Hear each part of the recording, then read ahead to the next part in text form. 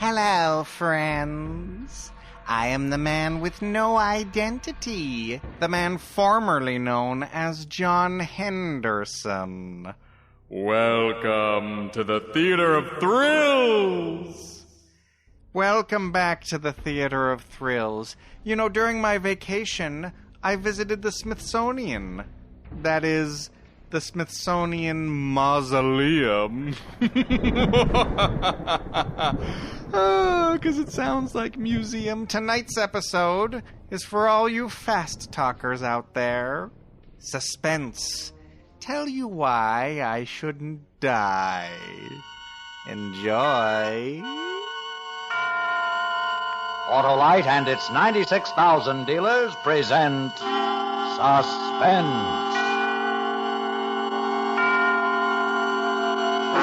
Tonight, Autolite brings you the story of a man who would live as long as he kept talking. Tell You Why I Shouldn't Die, starring Mr. Richard Widmark. See your neighborhood Autolite battery dealer and ask him for an Autolite Stay Full battery, the battery that needs water only 3 times a year in normal car use. And remember, you're always right with Autolite. And now with Tell You Why I Shouldn't Die and the performance of Mr. Richard Widmark, Autolite hopes once again to keep you in suspense.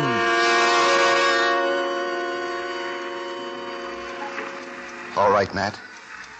Make you a pitch. I got time. Charlie, it's good to see you, Charlie. How about a drink? Is that the best you can do? You with a big mouth offer me a drink? Haven't you got a pitch to hand out?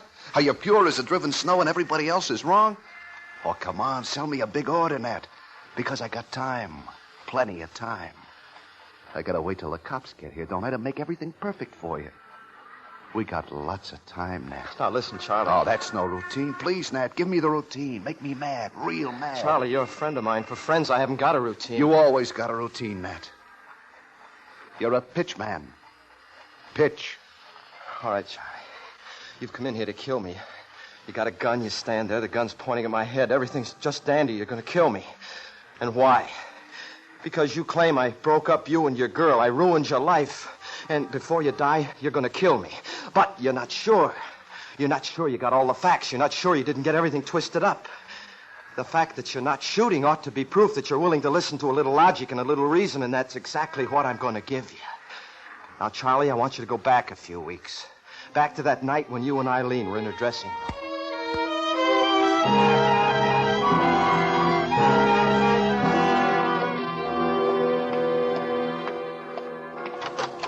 Sorry to bust in here, kids, but there's a little thing I'd like to take up with Eileen. You don't mind, do you, Charlie? No, I don't mind. I'll be in the wings, Eileen. Eileen, I just got a couple of tickets to the roulette on 5th. Swell bunch of new acts. Not tonight, Nat. Look, their act leaves in a few nights. You're going to be working. Now, if you don't go tonight, you'll miss it. And show business is your racket. You ought to be up on all the new things that come around. But I promised Charlie we'd maybe go to a movie. Baby, I'm not going to woo you tonight. I'm not out to escort you, man and dame. I'm merely posing a professional problem. Do you or do you not want to catch the greatest new act that ever was put on a stage? Sorry, Nat. Okay, that's the final word. But you know how you wanted to see Elmira Shue and the Four Laughs. Are they playing? Last night, Saturday. All right, Nat. I guess it wouldn't hurt this one night. Atta girl. I'll be ready at 7:30. 6:30, we'll snag a meal. 6:30 then. Swell. See you tonight, honey.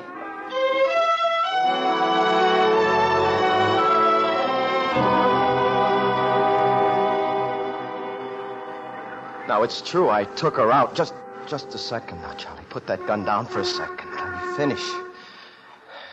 There, that's it. You see, it was a purely professional evening as far as intention is concerned. However, that does not alter the fact that something happens between a man and a woman. I'd be a fool to tell you I didn't feel a great deal of affection for her that evening. I did, but it is also true, my friend, that it takes two to make a romance. Eileen came along very nicely. Now, let me ask you something, Charlie.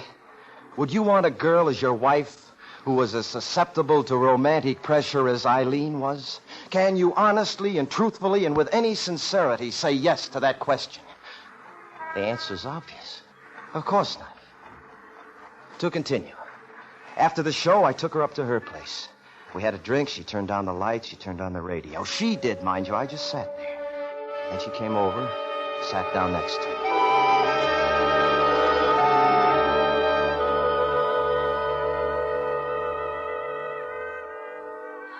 I feel guilty, Nat. Guilty as sin. Why did you lie to me about that act being at the roulette? What's the difference? You had a good time. Why feel guilty? Well, you know. Charlie, all alone. You love him? I think so. I'm almost sure. I just want a little time, that's all. Eileen, you're kidding yourself. How do you mean? You don't love him. You never could love him. He hasn't got any class. He used to be a fighter. He's got a crease in his schnoz. You're miles above him. He's gentle, he's sweet, he's kind. Look, you talking about a man or a house dog? More than that. I never met anybody like Charlie. He worships me. He'll do anything for me. I mean it, Nat. He actually worships me. Unhealthy. I don't know. Look, would you indulge me for a moment? Strictly for demonstration. Depends. What? I'm going to put my arms around you. Like this. Okay, so far so good. Now, if you're the kind of girl I think you are, this is the first time you've had another man's arms around you for a year. Ever since you've been going with Charlie. Don't say anything. Don't want to hear a thing. What now? Kiss me. Nat, you're the greatest pitchman on the island. I beg your pardon. This is strictly demonstration. Kiss me. Fine. Now, I've been frank with you. I want you to be frank with me. Was that A, better? B, worse? C, similar to Charlie? Don't answer right away. It was better. Oh, Nat. Eileen, you don't want Charlie. No. You want me. Yes. You want me more than anything else in the world. Yes. Eileen, I'm nuts about you. Oh, kiss me.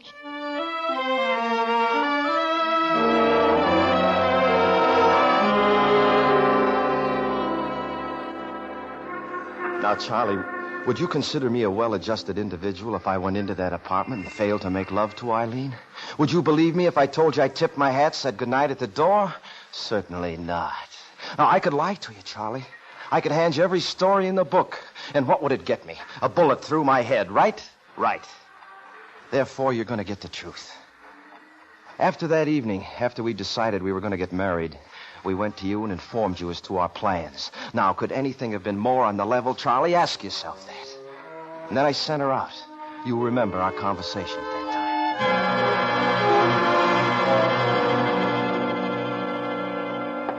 time. I'm going to break your neck. Hold it, Charlie. Now, you listen to me. Eileen and I are in love. We've been in love for a long time. We're going to get married. You work your spiel on her, you and your fast talk. I'm going to shove that fast talk right down your throat. Charlie, sit down. Have a drink. Calm down.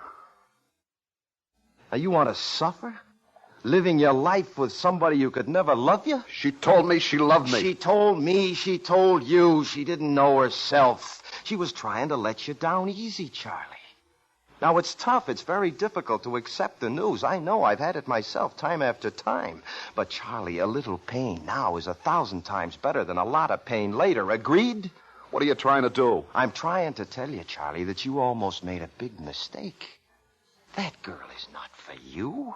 She never was for you. Eileen is a showgirl. Why, if I told you... Listen to me, Charlie. I happen to be the same kind of no-good type that she is. I am. That's why we go well together.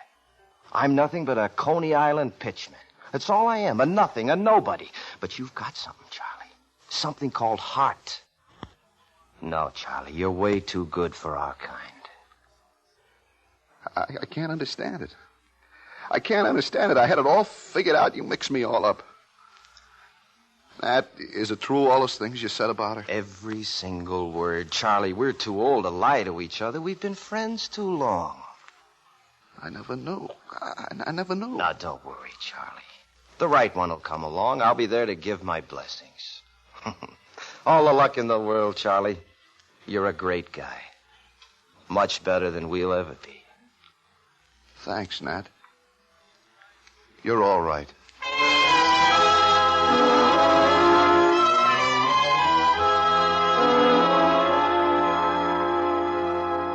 We went to Reno to get married, as you know.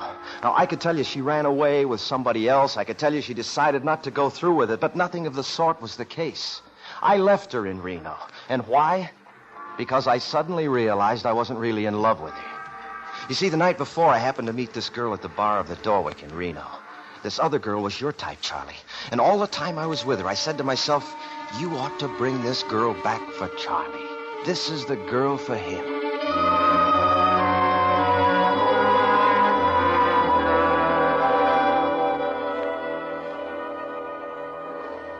$9:30. Thanks. Another drink? No, I'd better get going. At 9:30? I'm supposed to meet somebody. You just got your papers today, right? Yeah. I'm a free woman as of tonight. Then who you running to meet?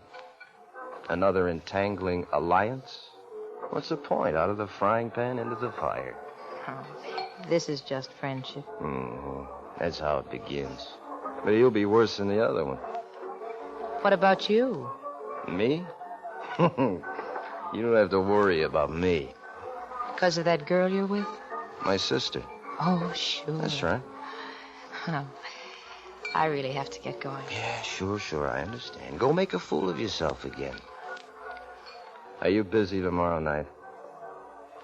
What did you have in mind? Nothing spectacular. Just me.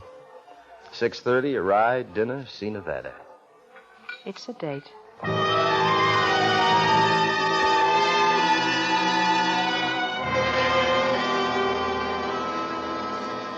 So we traveled around. Sure, I knew she had money. I'm no fool, Charlie, but you can't buy affection for money. That's one thing you learn in life.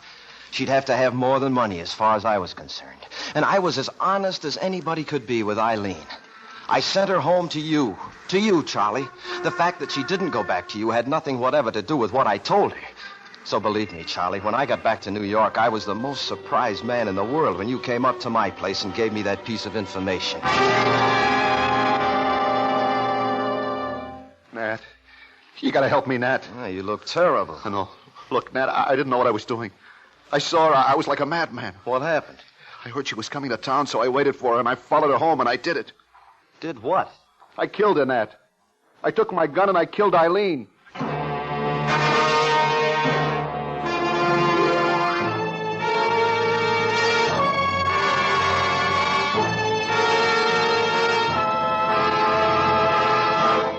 Autolite is bringing you Mr. Richard Widmark in Tell You Why I Shouldn't Die.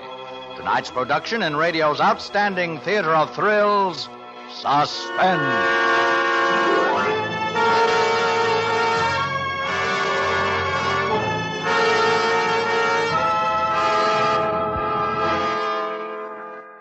Charlie, when you told me that you'd killed Eileen, all the anger rose up in me. But then when I saw you as you really were, a poor, scared guy who needed help, I pitied you, Charlie, as I pity you now. And even in your desperation, I still pitied you, even though you said things that hurt. Yes, Charlie, hurt deep down here.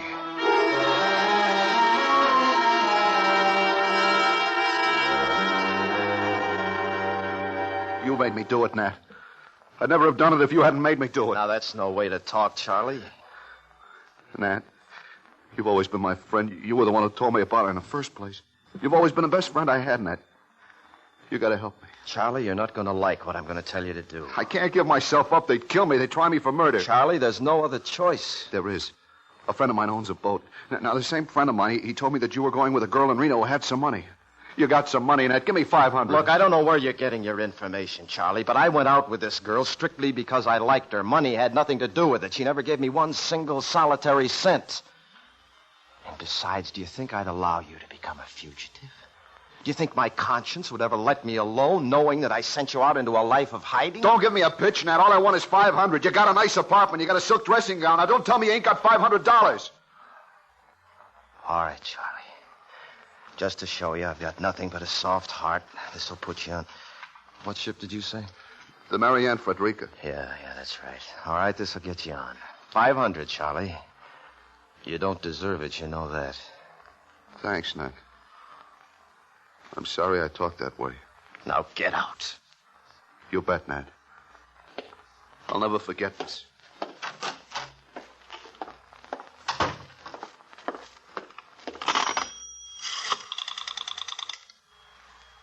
Hello, operator.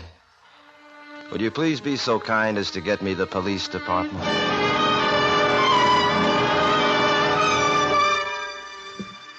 Wait, Charlie. Please give a guy the right of explanation. Now, let's look over the facts. Number one, you killed her. I didn't kill her. The man next door didn't kill her. My grandfather didn't kill her. You killed her, so that makes you a murderer. I admit very frankly that I did call the police. And why? Because I knew that if you ran away, they'd get you, Charlie. You'd be already convicted. You wouldn't have a chance. So you see what I did, Charlie? I took my life in my hands just to give you a chance at your trial, taking the chance you'd think I was a double-crosser. Oh, Charlie, when they sent for me down at the station after you'd been picked up, when I saw you sitting there, those lights on you, your shirt open and the sweat and your hair disheveled, when I saw that, Charlie, I cried. You didn't see that, did you? Well, I did, Charlie. Tears were running down my face. And ordinarily, I'm not known as a sentimental man.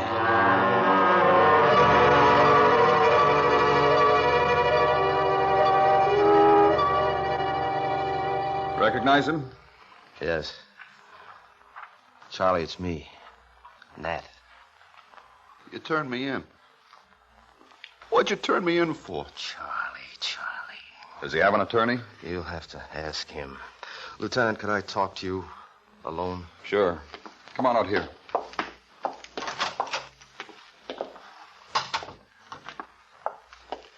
Lieutenant, I've got a young lady waiting for me, so I've got to rush. That is, if you don't need me anymore. Well, just a few questions. Sure thing.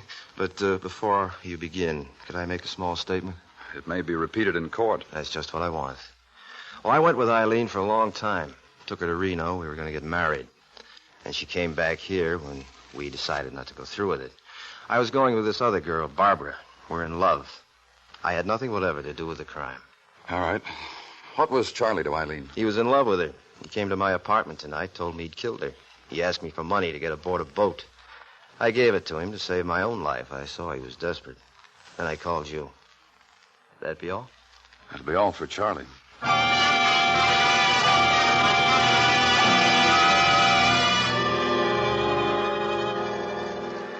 You see, I told him the absolute truth. I'm that kind of a guy, Charlie. Now, if you want to kill a man for telling the truth, that's perfectly all right with me. But before you pull any triggers, try to remember my testimony in court. That was the truth, too. You remember, Charlie, I tried my best for you.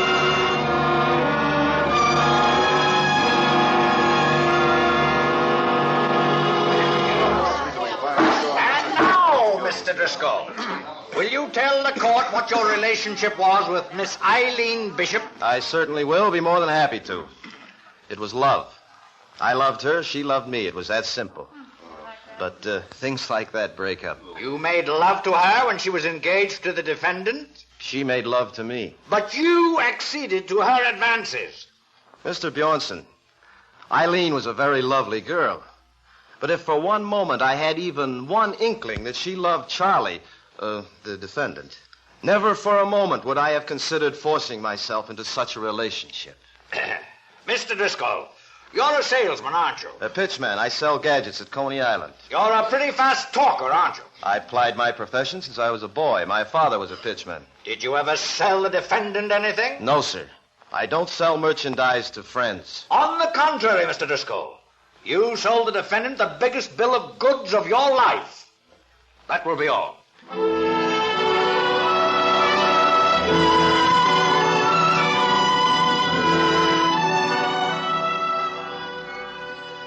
When they sentenced you to life imprisonment, I smiled. Yes, Charlie, I was happy. I was happy because I felt maybe I had something to do with the leniency of the court.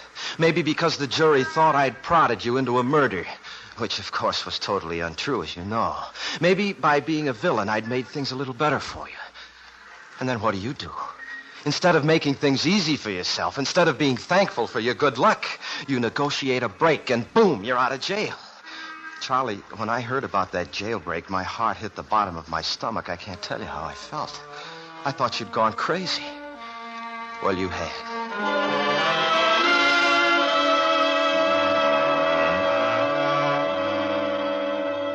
What are you going to do, Nat? I gotta get out of town, Barbara. He'll be after me first thing. He knows he'll never get away with it. He wants only one thing, to get me. I can call for reservations. We can leave on the next plane. Yeah, that's the best thing to do. Get out of here till I get him again. I don't know what I'd do if anything happened to you, Nat. Oh, you're wonderful, honey. You get packed. I'll phone for the tickets. No, I got a better idea. Car. We'll be free to go places. Whatever you say, Nat. But please, let's hurry.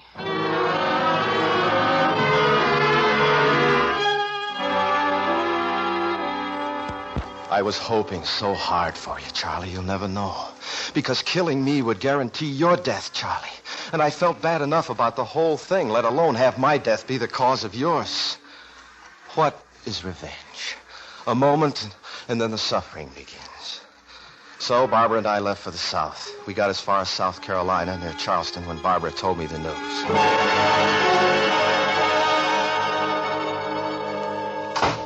I just heard it on the radio, Nat. They got him. They did? In New York City. Just picked him up. Oh. Darling, we're safe. Yeah. Boy, that's a big relief. I was really scared there for a while. It's all over now, honey. Yeah. We can go back home. That's right. It's all over. Come on, let's get out of this hole.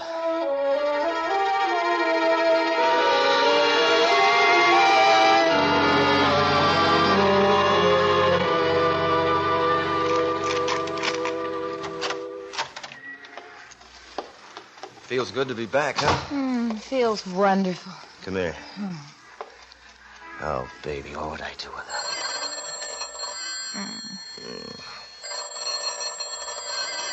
Let it ring. Might be important. Don't move. Yeah? Nat? Oh, yes, Lieutenant. Well, I got a promotion. The last time it was sergeant. Is the same one that was there last time there this time? Well, I'm glad you got him, Lieutenant. That's just it, baby. I was just wondering if you were still in town. No, I'm back now that everything's all right again. I don't know what you mean, baby doll, honey, sweetheart. If I was really the lieutenant, I'd tell you that Charlie is still on the loose and liable to show up at your place any minute. What? That's right. You better pack up, or they'll be packing you up. Bye, sweetheart. So long, Lieutenant, and thanks for the information. All right. You're hurting me. What's a big idea? What? He's loose. He's still loose. What's a big idea? No! Stay away from me. You want to get me killed, don't you? Sure, he's loose. He's loose and he's going to get you, Nat. Right here. It's a sweet trick getting me back to town, back to the apartment. How many other lieutenants have you talked to lately? That was Lieutenant Day. Stop it! I could hear her voice cracking all the way over here. For once, you're not going to talk yourself out of anything, Nat. Charlie's going to be here soon. I'm going to call the police. Too late, Nat. You left town. The police didn't have anything to protect you. We're gone. This place was empty, remember? What? Go on, Nat. Talk. Talk loud and fast. You're going to need every word. I'm getting out of here. You're going to wait here till he comes. Get out of my way. Nat! I never knew I could hate anybody as much as I hate you. Smooth, fast talk. Shut up! You broke me, Nat. Like you broke Eileen, like you broke Charlie, like you broke everybody you ever met. Get out of my He's way! coming up the stairs. Hear him, Nat? Out of my way! Talk yourself out the back way. Go on, Nat. Talk. Charlie! Get out, lady. Get out of here. You didn't get out of town like I expected, Nat. You just sat up here waiting. All right. Make your pitch. I got time.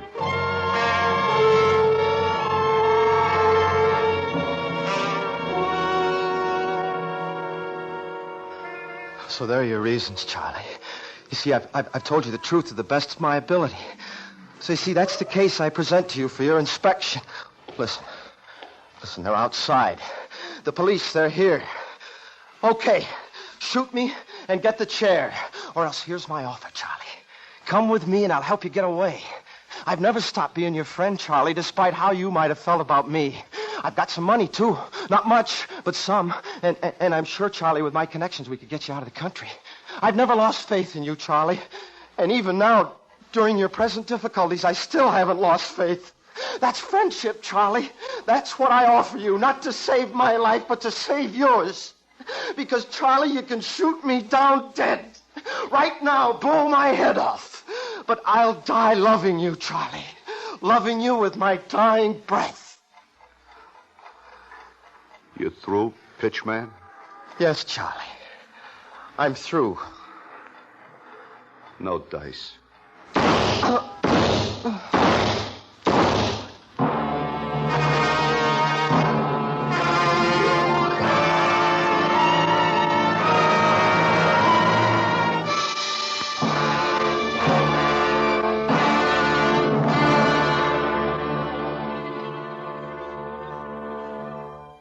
Suspense. Presented by Autolite.